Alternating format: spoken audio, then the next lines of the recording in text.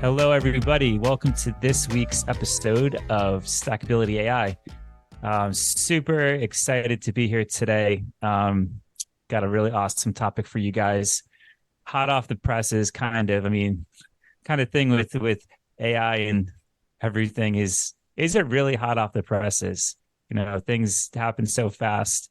This is some news from the other week, but it already kind of feels completely old. But today we're going to be talking about the outcome of the writer's strike. And for those of you have been following this whole set of developments, AI was always a big part of this, and I was always really curious to see where we were going to land with the verbiage that was put into this agreement, and really, like, in terms of AI and its capabilities, like, how does it fit in? So I'm your host, Austin, joined here with my co-host, Mike. Hey, Mike, how's it going? Ready to jump into this one?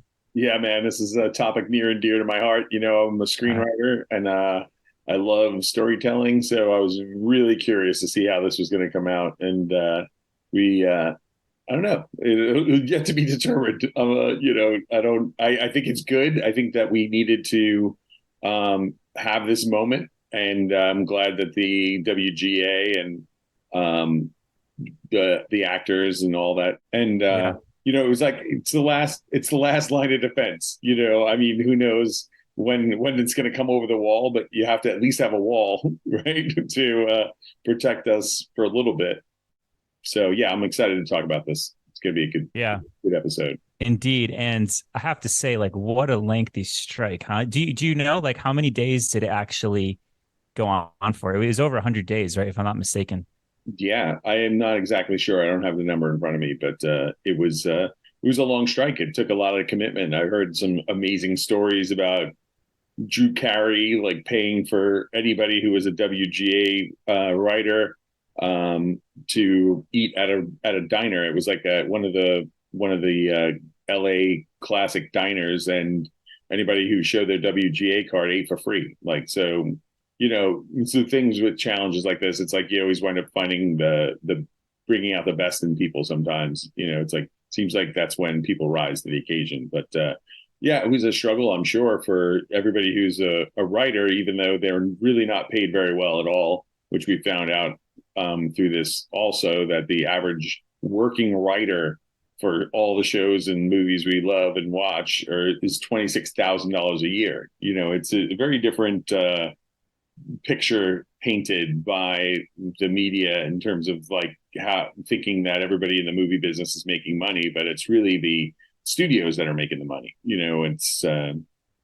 It's an interesting time, but it's like everything now. The information's flying fast with AI. They're able to digest large amounts of information and quickly give you a result. So that's a product of the times. And Yeah, indeed. Well, I know both of us have a lot of friends, and family in the industry. And I think it's funny that you mentioned, the perception from, the rest of the world and the population, like, hey, you're in movies, you're in acting, like, you must be doing okay. And, like, in most of the cases, that isn't the case at all. So I think that's what makes this such a landmark kind of thing that has happened, because it's a substantial win for the little guys. So with that being said, would you mind kind of summarizing some of the bullet points here, and then we can start to dive into these one by one?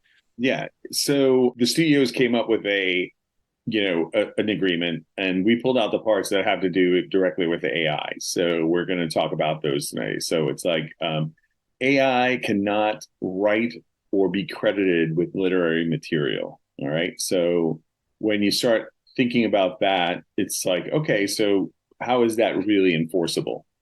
So as writers, you can have pseudonyms. So I could just create a pseudonym and write stuff with my AI tools under that name, right? I don't know.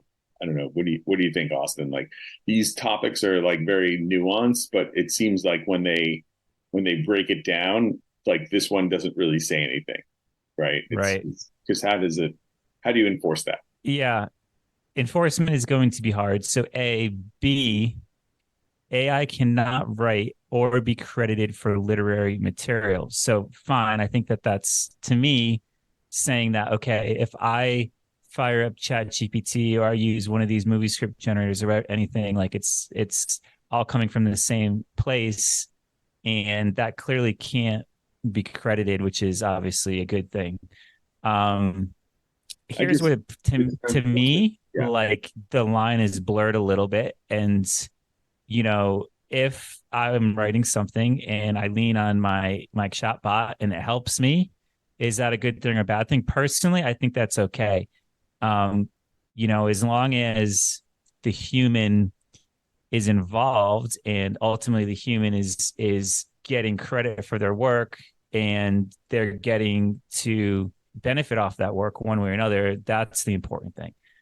If I have a tool in my tool belt that helps me become more creative, cool. Like I think that that's fair. So No, it's kind of my interpretation on it. yeah, no, I think that's a very, very astute uh, interpretation because that's really what it is right now, right? AI is a tool to be used by artists and business owners and everything, to help your business right now. That's we don't know what the future is going to bring, but right now we have a pretty cool tool to use, and how they deal with it and how the literary material is credited and who gets the credit. Obviously that's down the road, but is super important, right? That's the most important thing in the world is how your material is credited. We're already sampling things and people are already making money on remakes and doing all this stuff. So I mean, this isn't unprecedented. It's just kind of interesting when you look at it as it's not another human doing it. It's a chatbot doing it. But Right. anyway, on to the next topic. The next thing is that material created by AI shall not credit or copyright from screenwriters. I guess that's protection if you use it as a tool, like we talked about. Right. So it's kind of like an extension from the first point. So I've gone in, I've created some material with my co-pilot, Mr. AI.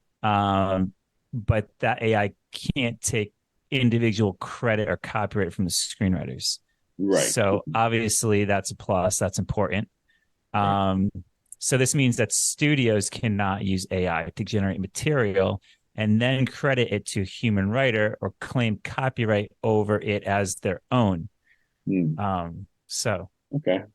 I mean, this is the same. To me, like you said, it's a kind of an expansion on bullet point one. But the next one's really interesting for me. The screenwriters can use AI when providing writing services, but only with the consent of the production partner, and they cannot be compelled to use AI. So that's interesting. So it's like yeah, I could use AI as long as everybody knows I'm using AI, and they can't tell me to use AI.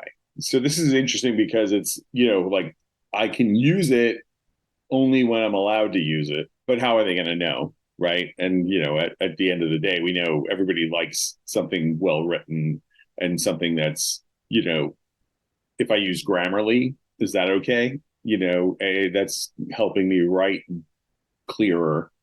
Um, is that okay? I don't know. It's interesting. so here's the crazy thing. We've been doing it no problem up until now. So honestly, like this is just bananas to me. Like this whole thing is just completely insane, but whatever, like I'll play along. Um Grammarly, I like use Grammarly and I actually think that it's quite rubbish, honestly. I think I write better without it, and I don't even really consider myself a fantastic writer, but like I don't need it. Um so I don't know, man. Like it's a very peculiar thing to even have any of this, in my opinion, in it in the like. It's like why are we even talking about this? But I think that my opinion on this, and correct me if I'm wrong. It seems to me that originally, like these studios or the Writers Guild or whomever were really trying to bypass human beings. Would you say that that was on the table? I would say that was not the impetus, probably, or I would say that's absolutely on the table.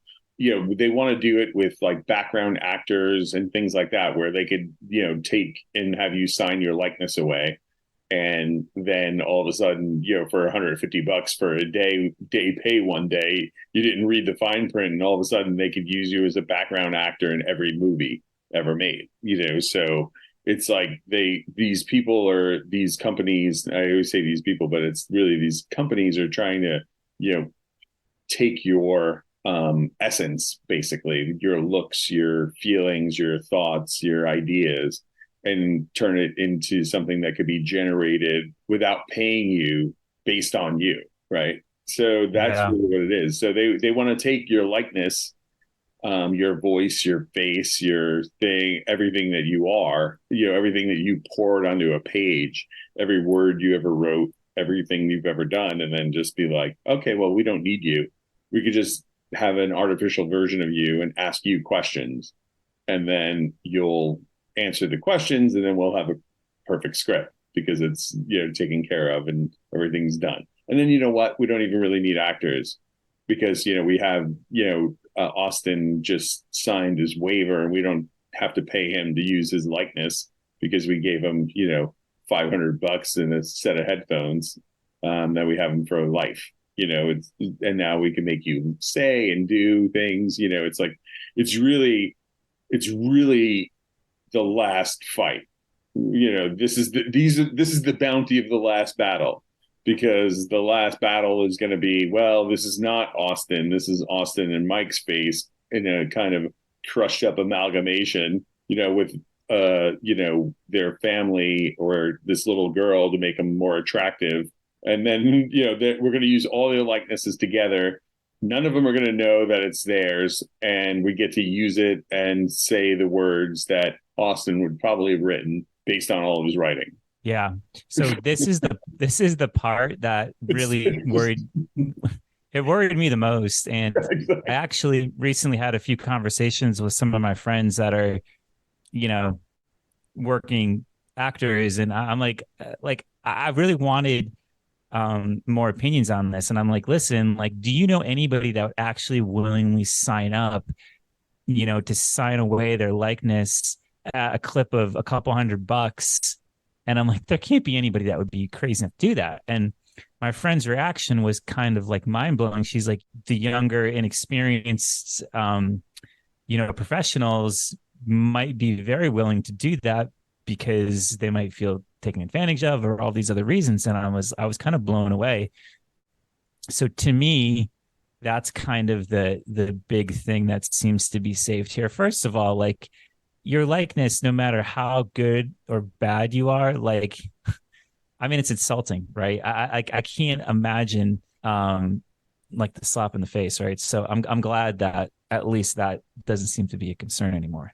Well, no, I mean, to be honest, I think it is a concern because there are these AI tools that you can go and upload your likeness to, and then it changes it into. I just saw this really interesting, well, weird.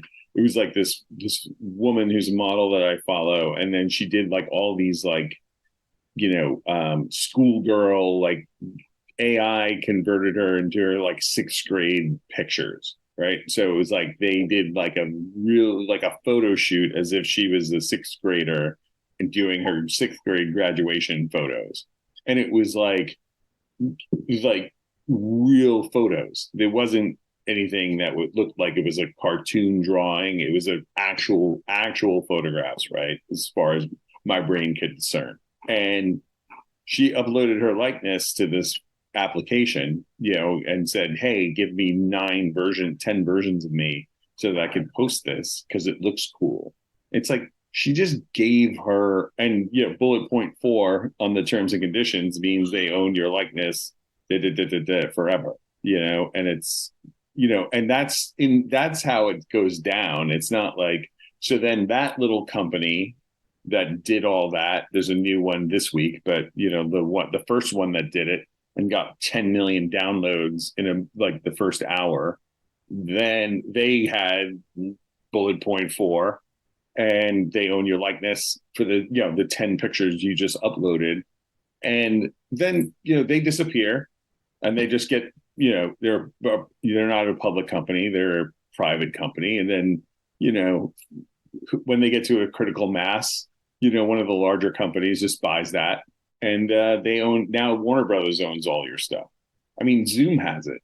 We're on Zoom, and they have a thing about, owning your likeness because you use their product. Nobody, when they started during the pandemic, would have thought like, oh, I'm going to be on Zoom for my office, that they're going to collect and use your data forever. But I'm sure Zoom is going to sell it. You know what I mean? They might not, they get rid of the culpability by selling the information. We're not responsible. We just bought it. We just own it, and we just sell it to people. I don't know. There's a lot to unwrap with this Writers Guild thing, because, like I said, at least because they did this, whether or not it's just put a pause on everything, where now we got to get attorneys involved. We need to get, there's a structure that can be litigated. And in the United States, that's what we're going to do, I'm sure. So now that you kind of put it that way, so two things. I guess that it is kind of one and the same. One, I guess, consent to your likeness is hidden in the terms and conditions in the example that you made of Zoom, right? Or any of these products, right? If you read it, I mean, half the people read the terms and conditions, they would not use any of these products. So that's like a separate point. Right. But on the flip side, you have them being like very honest about it and being, hey, like, this is what we propose. Like, we're going to own your likeness for $150, or whatever, an hour, or not an hour, but like a day, your day rate, whatever that is. But that comes with us owning, a scan of you. So yeah, I think that's a really interesting point that you made there. To the point about this agreement and how it affects everything else in terms of policy moving forward and agreements moving forward, I think it's really important that they really, weren't going to come to the table with anything, less than what we have now.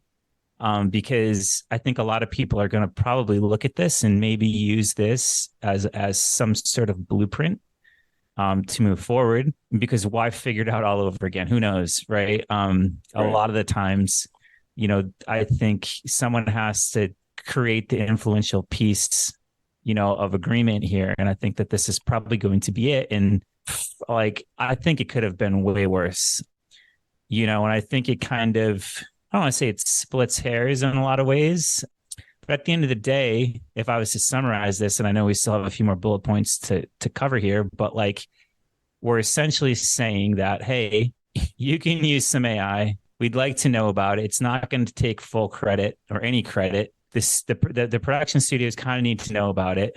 I think that's an excellent summary. I mean, you don't know, we don't know, we don't know how to test it, we don't know we're going to enforce it, but let's put something on paper, and we can build from there. Let's let the lawyers sort it out at the end, I guess. Like I said, and it's funny. There's no right or wrong answer, because we don't know how it's going to be used, but we have seen the movies that have been written by humans, and we know that those movies don't usually turn out okay when no involved. Exactly. So yeah, it kind of summarizes the whole AI movement right now in a lot of ways. Like, if you just look at this agreement and then just like look at what everything else is happening, like they're kind of mirror images of each other. If that makes any sense. No, it's out there. And the thing is that the model doesn't change, right? So there's all of these things that, like you said, that are going to be written down, and nothing's been written down before. So now it's written down, and now we get to interpret. Yeah, that's what's crazy about having agreements. And this is why things in America, for sure, are so litigious. We inherited that from the English, I guess, and who inherited it from, who knows? I think it's something written down, and it feels pretty good. It feels pretty good. I'm happy that it was the Writers Guild that did it.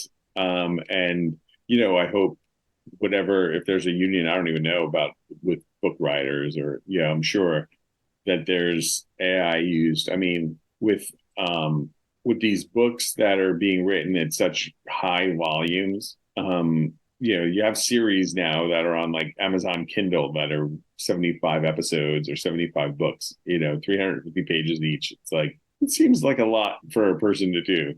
But I mean, they've always had ghostwriters, and maybe AI becomes the ghostwriter. Yeah, maybe. Right? It's interesting. It's definitely possible.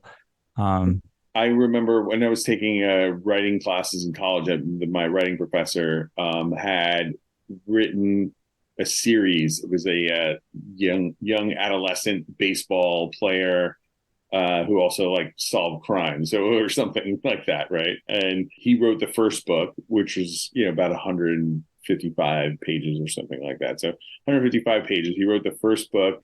He wrote at first two books, and then outlined the rest of the 7-book series. And then they gave it to ghostwriters, and they just basically copied his style, right, and cranked it out.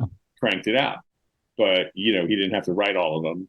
So that's just another tool for the publishers or for the writers. I would hope that it's the writers that are using the tool to make the money, and it's a real writer, and they're getting royalties on everything. They might not get full boat, but they're going to get credit. And if one of them gets turned into a movie, they'll get credit. And I think that's what this covers in a lot of ways. It's probably the most important thing, is that if you use it as a tool, you're going to get credit, and they're not going to give credit to AI. All this stuff, I think, is just going to be hard to enforce.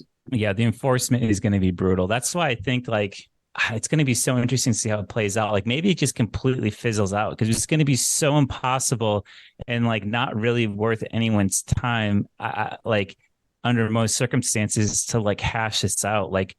I just imagine the process and the just brutality in trying to prove any of this stuff. We're gonna be sitting here watching movies that are approved by AI, that are written by AI, that are there's things that are, who knows what they are, you know what I mean? It's but it's right now, if you're looking for a job, you have to deal with AI because they're using AI to do that, right? So why wouldn't a studio use AI to analyze scripts? So it's if you don't know, or have if you look at a resume now, you can go to these websites and they'll tell you the keywords that AI resume hunters are looking for, right? Yeah. So all those words need to be in your resume.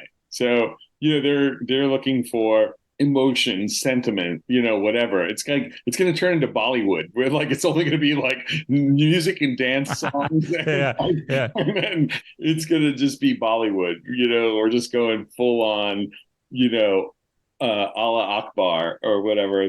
Wow, I did not see us coming to the Bollywood point. Hey man, we start with movies. We're going there. That's wild. Wow. Okay. What else is in this agreement that is worth covering here?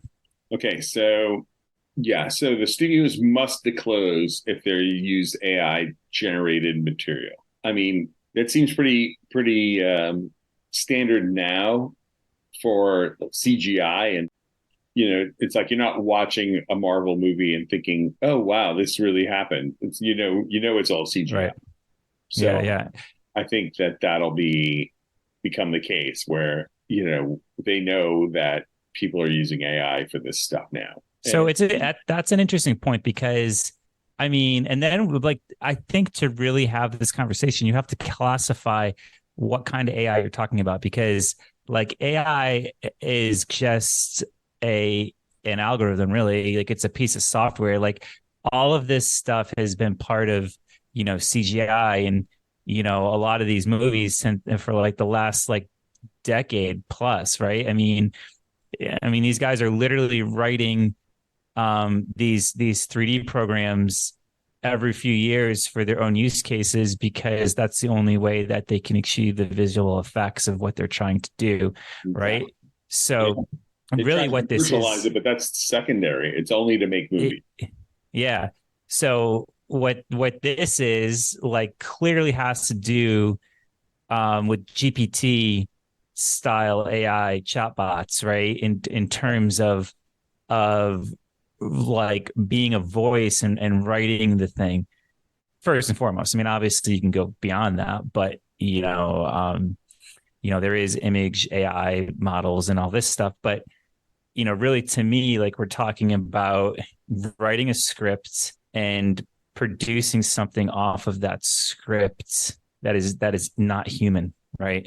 Yeah. Um, And I think that that's important to be the distinction because this is the it writers is exactly. this is the writers guild, right? So it's not the CGI, performer guild. It's the writers. So we're protecting, the written word, and Yeah. as we know, the written word. But there are these tools now that sync with your phone and transcribe everything you say and do during a day. And there's a part of that as my writer brain that doesn't necessarily like to sit down and type all this stuff. I think, like, wow, that would be cool, right? The ego is Yeah. like, imagine if I just took everything that I said all day and was able to edit it and then turn that into something.